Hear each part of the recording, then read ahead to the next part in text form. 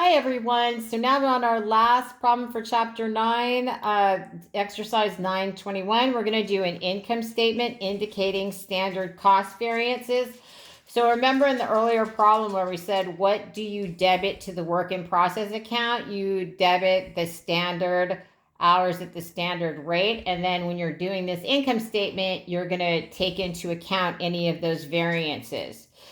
So this is the following data were taken from the records of Griggs Company for December. So they give us our admin expenses. They tell us cost of goods sold at standard. They give us some price variances and quantity variances, interest expense, sales, and selling expenses. So what we're going to do here is we are going to do an income statement. So as a reminder, your income statement is all blank. They want you to fill in all of your account titles. I was so nice here and I put it all up here, but just as a review, remember, sales is always at the top. Revenue less expenses is our income statement. And even though I'm not in class to harass you about that, I want you to remember it. So up here, we're going to do sales less cost of goods sold at standard and the gross profit at standard. That's going to give us a gross profit at standard. Then we're going to take into account all of our favorable or unfavorable variances. So you can see we have our direct materials, the total variance, which is made up of the price variance, which is the variance due to paying more or less than we expected, and the quantity variance, which is the variance for whether or not we use more or less materials than expected. We've got our direct labor rate, that's for rate differences, time for time hours differences. We've got that variable factory overhead controllable variance, and then that fixed factory overhead volume variance, which is the best we can do. It's based mainly on idle capacity. Then we'll look at our total variances and go to gross profit. So I'm going to start there, and this is really a fill in the blank problem. So the problem gives us total sales, and sales are $868,000. $868,000. Let's just write in the information that's given to us.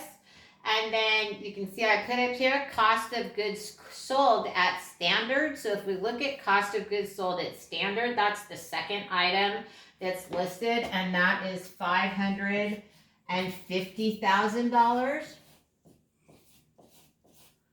So we're going to, these are our actual sales. So that's the actual sales. We're going to subtract the cost of goods sold that we have put towards the work in process and finished goods account period. And we're going to get, that's going to give us our gross profit at standard pricing, which is $318,000. So in the next part, we're going to take into account our variances, and we've got them under the favorable and the unfavorable and the favorable column. Remember, unfavorable are positive numbers, favorable are negative numbers because it's less than what we expected.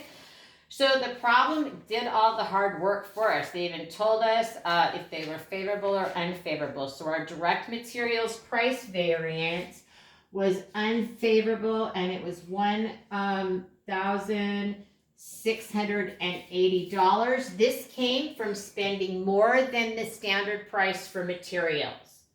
On the direct materials quantity variance, it was a favorable variance of $560. So we might have had to pay more for our quantities of direct materials, but they might have been a better quality, which means we had to use less quantity, which would have resulted in this favorable quantity variance.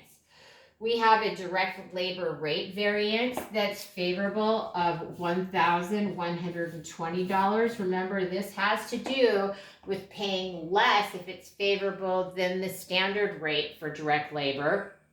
And on the flip side, we have an unfavorable direct labor time variance for $490. So this is where we've used more time than we expected. That's how this variance resulted, and it could very well be, again, from having lesser trained workers on the job.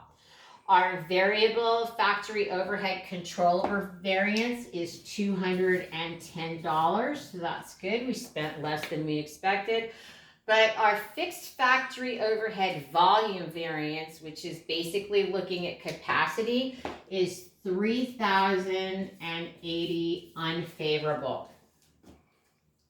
So you put those in like that, and then we take the difference between the two, and our unfavorable variances are greater than our favorable variances. So we are going to end up with a net variance from standard cost of $3,360. This is going to be an unfavorable variance. So that means that's going to increase our total cost of goods sold, which means that from gross profit, we need to subtract this amount, and that's going to give us $314,460 in actual gross profit. Okay, again, remember when we've got an unfavorable variance, that means that we spent more than we expected, and so that's going to reduce our gross profit. If we had a favorable variance, we would have increased gross profit. All right, next line's down. Now we have to do our operating expenses, and the problem tells us that our selling expenses are $125,000, so I'm going to enter those in here. And our administrative are $100,800, so we've got those. That's going to give us total operating expenses of $225,800. So $225,800. So I'm going to have that there. That's going to give us income of operations. So now I'm going to subtract the $225,800 from the $314,460 in actual gross profit. I'm going to have income from operations of $88,840. $88,840. And then the last item that's going to go in there is interest expense under other expenses of $2,940. And when I subtract that from my income from operations, I get $85,900 in operating income. And since my second baby participated, Poppy, come here. Poppet, come say hi. I know Debit got you. Say hi. Say hi. Come here. Say hi. Say hi. There's Debit saying hi. And there's Poppy. All right, guys. Have a good week.